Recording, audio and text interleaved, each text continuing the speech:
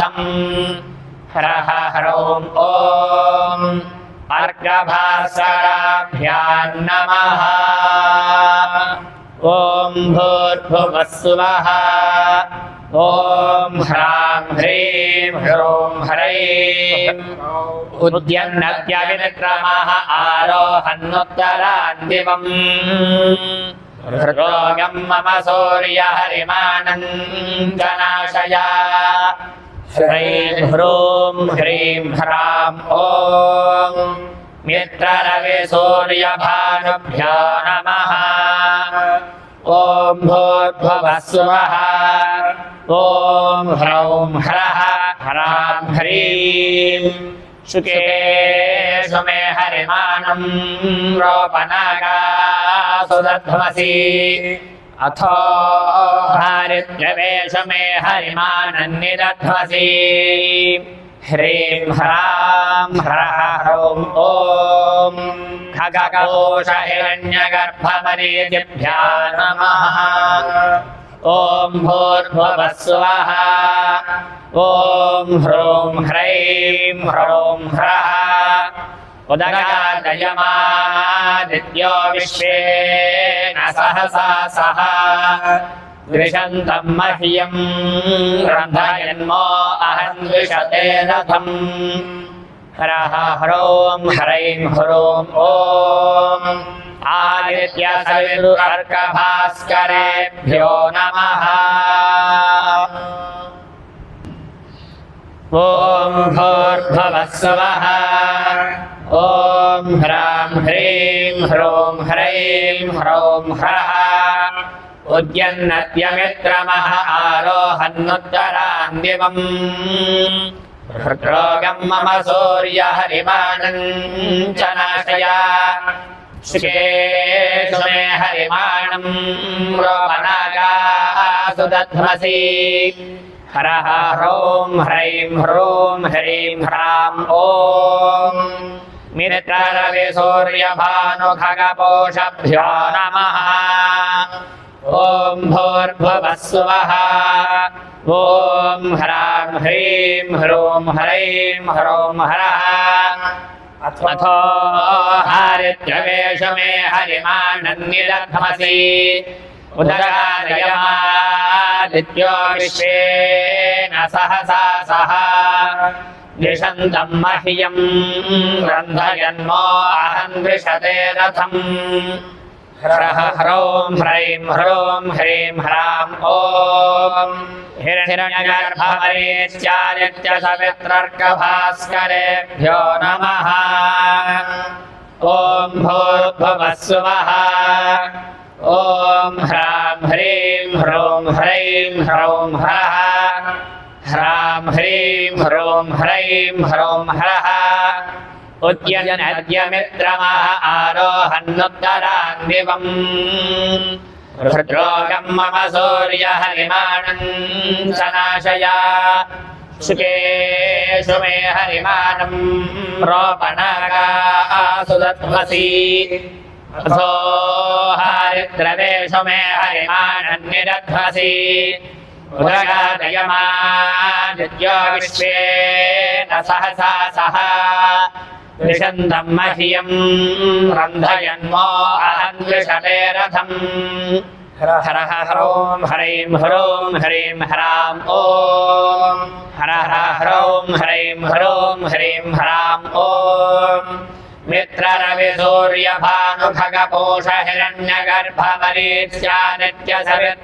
मित्ररविसूर्यभानुखगपोषहिरण्यगर्भमरीच्यादित्यसवितुर्कभास्करेभ्यो नमः भास्कराय विद्महे महद्युतिकराय धीमहि तन्नो आदित्यः प्रचोदयात् एतत्फलं सवितृसूर्यनारायणस्वामि देवतार्पणमस्तु ॐ नमो ब्रह्मणे नमो अस्मद्गये नमः पृथिव्यै नमः ओषधीभ्यः नमो वाचे नमो वाचस्पतये नमो विष्णवे महते करोमि ॐ शान्तिः शान्तिः शान्तिः अध सौर्याणां मन्त्राणां ऋक्सङ्ख्या वृषिदैवतश्छन्दांसि पुनर्वक्ष्यामः पूर्वाचार्यैर्क्रमेण तत्सर्वं पुरादिष्टम् शौनकादिभिराचार्यै यपदाङ्गप्रत्यक्षाध्वमिदानीं तन्मयोच्यते महाव्याधीन् कुष्ठावस्मारद्रोगव्यधोदरगुल्मभूर्जुदार्ष्यशोणितार्क्षः जलोदरभगन्धरपाण्डुरोगैः काशश्वासहिक्कादिविस्फोटकपजीर्णशिरोरोगप्रमेहांश्च महाव्याधीन्नाशयेत् यजमानस्य इह जन्मनि जन्मनि जन्मान्तरकृत महापातकोपपादक समस्तपापक्षयद्वारा श्री सवितृसूर्यनारायण स्वामी देवतामुद्दिश्य श्री सवितृसूर्यनारायण स्वामी देवता प्रीत्यर्थम् महासौरपारायणे विनियोगः ॐ उदित्यञ्जातवेदसं देवं वहन्ति केतवः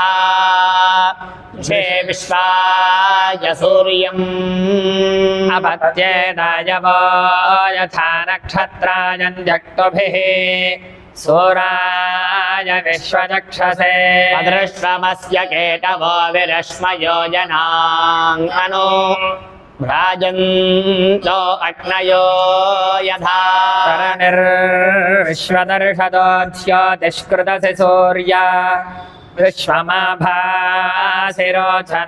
प्रत्यं देवानां विशः प्रत्यङ्गुदेशि मानुषान् प्रत्यं विश्वं स्वरदृशे येन पावकचक्षसा भुरण्यन्दञ्जनाङ्गनो त्वं वरुण पश्यसि विद्यामे शिरजस्पृत्वहामिमानो अक्तुभिः पश्यञ्जन्मानि सूर्या सप्तत्वा हरितो रथे वहन्ति देव सूर्या शोचिष्केशं विचक्षणा युक्तसप्तशुन्ध्यवशूरो रथस्य नत्यः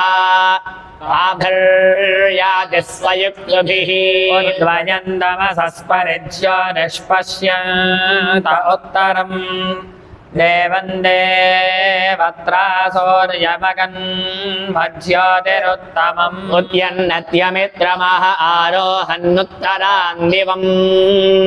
वृत्रोगं मम सूर्यहरिमानञ्जनाशया शुकेषु मे हरिमाणं रोपणकासु दध्वसि अधो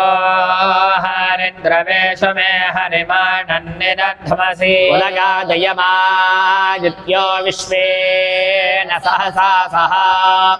विशन्दं मह्यं अन्धयन्मो अहं द्विषते रथम् छत्रं देवानामुदगादने गञ्जक्षुर्मित्रस्य वरुणस्याग्नेः आप्राज्या वा पृथिवी अन्तरिक्षं सूर्य आत्मा जगदस्तस्थुषश्च सूर्यो देवी मुषसंरोचमानां मर्यो न योषाम्भ्येति पश्चात् यत्र नरो देवयन्दो युगानि विदन्वते प्रतिभद्राय भद्रम् भद्रा अश्वा हरिदः सूर्यस्य चित्रा एतक्वा अनुमाद्यासः नमस्यन्तो दिव आपृष्ठवस्थुः परिद्यावा पृथिवी सत्याः तत्सूर्यस्य देवत्वं तन्महित्वं मध्याकर्तोर्विततं संजभार यदेदयुक्त हरिदः सधस्थादाद्रात्रिवासस्तनुते सिमस्मै तन्मित्रस्य वरुणस्याभिजक्षे सूर्यो रूपं गृणते द्योरुपस्थे अनन्दमन्यदृषदस्य वाजः कृष्णमन्यद्धरिणः संभरन्ति अद्यादेवा उदिता सूर्यस्य निरंहसः पिपृता निरवत्यात् तन्नो मित्रो वरुणो मामहन्तामदितिः सिन्धुः पृथिवी उदद्यौ इन्द्रं मित्रं वरुणमग्निमाहुरथो दिव्यः स सुपर्णो गरुत्मान् एकं सद्विप्रा बहुधा वदन्त्यग्निं यमं मातरिश्वानमाहुः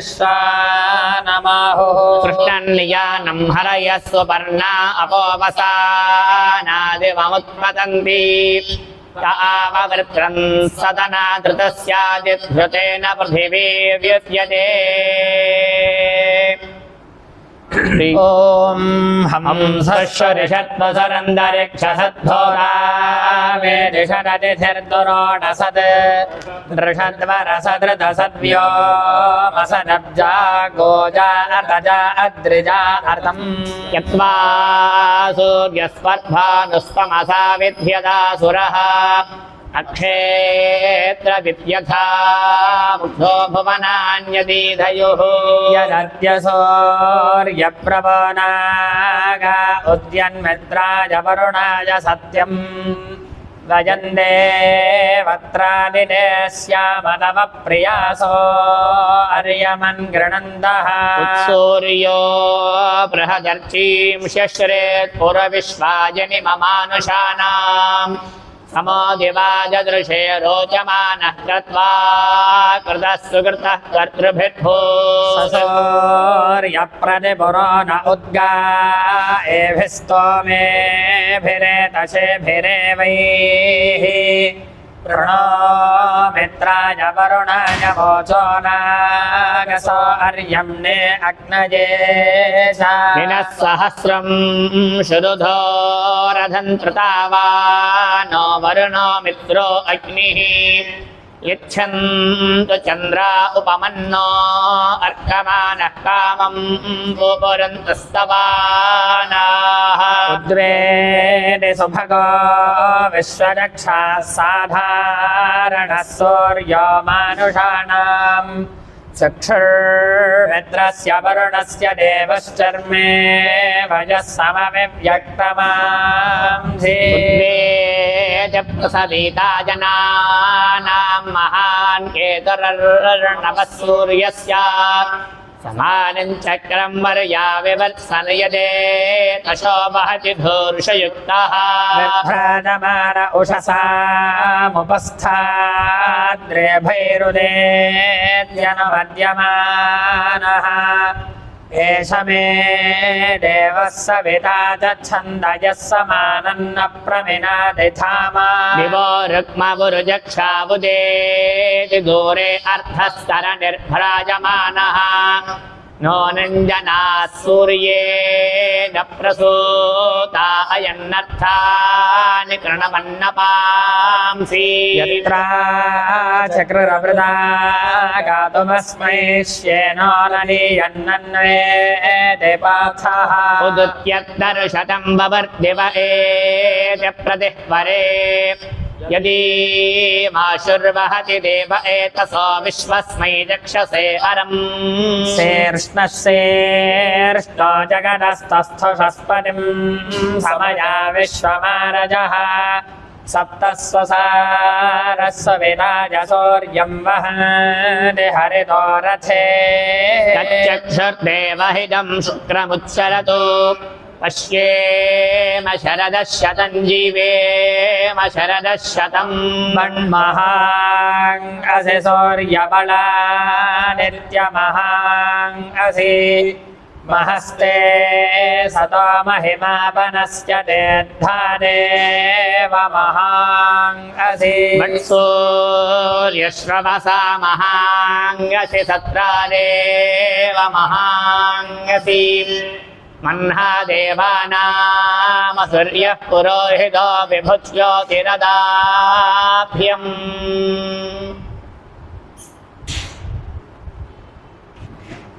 ॐ नमो मित्रस्य वरुणस्य चक्षसे महोदेवाय तदृतं सपर्यदा दूरे दृशे देवजाताय केतवे निवस्पुत्राय सूर्याय शंसदा आमा सत्योऽग्निः परिवार विश्वदोद्यामा जयत्र ततनन्नः निशा विश्वमन्यन्निविशते यदे यजते विश्वापो विश्वाहोदेति सूर्यः न ते अदेवः प्रतिभो निवासते यदे दशेभिः पथरैरधर्यसि प्राचीनमन्यदनुवर्तते रज उदन्येन ज्योतिषायासि सूर्या येन सूर्यज्योतिषा बाधसे तमो जगच्छ विश्वमुदिर्षि भानुना तेनास्मद्विश्वामनिरामनाहुतिमपामि वामपदुष्वप्नियं सुवा विश्वस्य हि प्रेषितो रक्षसि प्रथमहेळयन्नुच्चरसि स्वधा अनु यदद्यत्वा सूर्योपप्रवामहे तन्नो देवा अनुवंसेरतक्रतुम् तन्नोऽद्या वा पृथिवी तन्न आप इन्द्रः शृण्वन्तु मरुतो हवं वचः माशूने भूमसूर्यस्य सन्दृशे भद्रं जीवन्तो यरणामसीमहि विश्वात्वा सुमनसः सुजक्षसः प्रजावन्तो अनमेवा अनागसः उद्यन्तं त्वामित्रमहो निवे निवेज्योग्जीवाः प्रतिपश्येम सूर्या महित्योदर्भिभ्रदन्ता विजक्षणभास्वं तञ्जुक्षुषे जुक्षुषे मयः आरोहन् बृहतः पाचसस्परिवयन् देवाः परिपश्येम सूर्या यस्य ते विश्वा भवनानि केतुना प्रचेरते निज विशन्ते अक्तुभिः अनागास्त्वेन हरिकेश सूर्याह्नान्नो वस्य सावस्य सोदिः शन्नो भवजक्षसा शन्नो अह्नाशं भानुनाशं हिमाशं घृणेन यथा शमध्वञ्चमसद्गुरो नेरत्सूर्यत्र विनन्धे चित्रम् अस्माकं देवा उभयाय जन्मने शर्म यच्छदद्विपदे चतुष्पदे अदत्विपदूर्जयमानमासि तन्तदस्मै संयोररपोदधातना यद्वो देवाश्च क्रमजिह्वया गुरुमनसो वा प्रियुते देवहेरणम् अरावायो नो अभिदुत्सु नायते तस्मिन् ददेनो वसवो निधेतना सूर्यो नो दिवस्पादु वादो अन्तरिक्षात् अग्निर्नः पार्थिवेभ्यः जोषा सवितर्यस्य देहरश्यतं सवाङ्गर्हति आहिनो दित्युतः पतन्त्याः चक्षुर्न देवः सविदा चक्षुर्न उत पर्वतः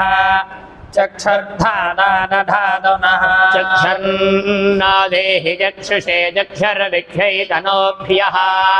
सञ्चेदं विजपश्येम सुसन्दृशं द्वावयं प्रतिपश्येम सूर्या विपश्येम नृचक्षसः बिभ्राट् बृहत्पिबत सोम्यं मध्वा युर्दधत्यज्ञपतावविहृतम् वातजूतो यो अभिरक्षदित्मना प्रजाः पुपोष पुरुधा विराजति बिभ्राट् बृहत्सुभृतं वाजसानमन्धर्मन् दिवो धरुणे सत्यमर्पितम् अमित्रः वृत्रः दस्य हन्तमञ्ज्योतिर्जज्ञे असुरः सपत्नः इदं श्रेष्ठं ज्योतिषां ज्योतिरुत्तमं विश्वजिद्धनजिदुच्यते बृहतो विश्वभ्राजो महि सूर्यो दृश उर्वप्रथे अच्युतं बिभ्राजन् ज्योतिषा स्वा परगच्छोरो जनन् दिवः येनेमा विश्वा भुवनान्याभृता विश्वकर्मणा विश्वदेव्यावता आयङ्गोः पृष्णिरक्रमेण सदन्मातरं पुरः पितरं च प्रयन् स्वाहा अन्तश्चरतिरोचनास्य प्राणादपानति व्याख्यन्महिषो दिवम् त्रिंशद्धामविराजति वाक्पतङ्गाय धीयते प्रदिवस्तोरहद्युभिः अर्दञ्च सत्यं चाभेत्था तपसोऽध्यजायत ततो रात्र्यजायत ततः समुद्रो अर्णवः समुद्रादर्णवादधि संवत्सरो अजायत अहोरात्राणि निदधद्विश्वस्य विशतो वशी सूर्या चन्द्रमसो धाता यथा पूर्वमकल्पयत् दिवं च पृथिवीं चान्तरिक्षमथो स्वः सविता पश्चादात् सविता पुरस्तात् सवितोत्तरात्तात् सविता धरात्तात् सविता नः स्ववतु सर्वतां सविता नो रासतां दीर्घमायुः षष्टिर्जोर्धर्च स एतासां सौर्याणाम् श्रीसूर्य एव देवता अन्यमेके सोक्तमात्मनस्तवं मन्यन्ते यर्षः सोऽहमिति ध्यातव्यम् य एतेन सौर्येण सोक्तेन श्रीसूर्यमहरहरुपतिष्ठन्ते बहुरत्न निर्व्याधिवन्त आजुष्यवन्त आरोग्यवन्तोन्नाद्यवन्तो रयिवन्तो धनवन्तो बलवन्तो बहुपुत्रवन्तः श्रीकामः शान्तिकामः पुष्टिकामस्तुष्टिकामो मेधाकामः प्रज्ञाकामः प्रजननकामः आयुष्यकामः आरोग्यकामोन्नाद्यकामः एवं भास्करस्याराधनं कुर्यात् गृहीमामक्षयार्थी व्याधिनाशनार्थी शत्रुनाशनार्थी धनार्थी मोक्षार्थी पुत्रार्थी जीवितार्थे चिन्तितार्थी ऐश्वर्यार्थी च कुर्वेद श्रीसूर्यनारायणस्यैव सायुज्यम् सरोपतां सलोकतामश्नुते पुत्री पशुमान् भवति सर्वमायुरेति नमः शौनकाय नमः शौनकाय नमः शौनकाय नमः परमर्षिभ्यो नमः परमर्षिभ्यो नमः परमर्षिभ्यः शान्ता पृथिवी शिवमन्तरिक्षं द्यौर्नो देव्यभयन्नोऽस्तु शिवादिशः प्रदिश बुद्धिशो नापो विश्वरः परिबान्धु सर्वतः शान्तिः शान्तिः शान्तिः नमो ब्रह्मणे नमो अस्मग्नये नमः पृथिव्यै नमः ओषधेभ्यः नमो वाचे नमो वाचस्पतये नमो विष्णवे महते करोमि ॐ शान्तिः शान्तिः शान्तिः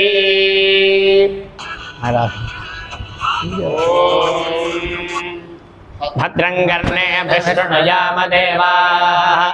भद्रं पश्येमाक्षभिर्यजत्राः श्रीरङ्गैः सुष्ठुवागुंसस्तनूभिः यशेम देवहितं यदायुः स्वस्ति न इन्द्रो वृद्धश्रवाः स्वस्ति नः पूषा विश्ववेदाः स्वस्ति नस्तार्क्ष्यो अरिष्टनेमिः स्वस्ति नो बृहस्पतिर्दधातु ॐ शान्तिः शान्तिः शान्तिः ॐ भद्रं कर्णेभिः शृणुयाम देवाः भद्रं पश्येमाक्षभिर्यजत्राः श्रीरङ्गैः सुष्ठुवागुंसस्तनूभिः यशेमदेवहितं यदायुः स्वस्ति न इन्द्रो वृद्धश्रवाः पूषा विश्ववेदाः स्वस्ति नस्तार्क्ष्यो अरिष्टनेमिः स्वस्ति नो बृहस्पतिर्दधातु पापमापामभः सर्वाः अस्मादस्मादिनो मुदः अग्निर्वायुश्च सूर्यश्च सन्न्यस्करद्धिया वायवश्वारश्मिपदयः ेत्यात्मानो अद्रोहः देवेर्भुवनसोपरि पुत्रवत्वायमे सुता महानाम्नीर्महामानाः सोमः सस्वः देवीः पर्जन्यसोपरि पुत्रवत्वायमे सुता अपाश्नुष्णिमपारक्षः अपाश्नुष्णिमपारखम् अपाघ्रामपचावर्तिम् देवेरितो हिना वज्रं देवी रजिताकृष्टा देवसोवरी आदित्यानजतिं देवी योनिनार्थमुदेशना शिवा नश्यन्तमा भवन्तु दिव्याः ओषधयः स्वर्णिका सरस्वती देव्योमसन्दृशी स्मृतिः प्रत्यक्षमैर्ह्यम् अनुमानश्चतुष्टयम् येनैरादित्यमण्डलम् सर्वैरेव विधास्यते सूर्यो मरीचिमाधत्ते सर्वस्मात् भवनादधि तस्याः पाकविशेषेण रङ्गालविशेषणम् न देव प्रभवात् काचित् क्षय्याच्छ्यन्दते यथा आन्नद्योऽभिसमायन्ति सोरस्सतेन निवर्तते एवं नानासमुत्थानाः संवत्सरग्रश्रिता अनुधश्च महसश्च सर्वे समवयन्द्रितम् सदैः सर्वैः समाविष्टः पुरस्सन्न निवर्तते अधिसंवत्सरं विद्यात् देव लक्षणे अनुभिश्च महद्भिश्च समारोढः प्रदृश्यते संवत्सरः प्रत्यक्षेण अधिसत्त्वः प्रदृश्यते अपरो विक्लिढः पिङ्गः एतद्वरुणलक्षणम् यत्रैतदृश्यते सहस्रम् तत्र नीयते एकगो हिशिरो नानामुखे सन्ददृदलक्षणम् उभयदः सप्तेन्द्रियाणि जल्पिनन्नेव निह्यते शुक्लकृष्णे संवत्सरस्य दक्षिणवामयोः पार्श्वयोः तस्यैषा भवति शुक्रन्ते अन्यद्य जतन्ते अन्यत् विषरूपे अहनीर्द्यौरिवासी विश्वाहिमाया अवशस्वधावः भद्रादे पोषन्निहरातिरस्विति नात्र भुवनम् न पूषा नाशवः नादित्यः संवत्सर एव प्रत्यक्षेम प्रियनमं विद्यात् एतद्वै संवत्सरस्य प्रियतमगो रूपम् योऽस्य महानर्थवत्पत्स्यमानो भवति इदम् पुण्यम् गुरुष्वेनि समाहरणं दद्यात्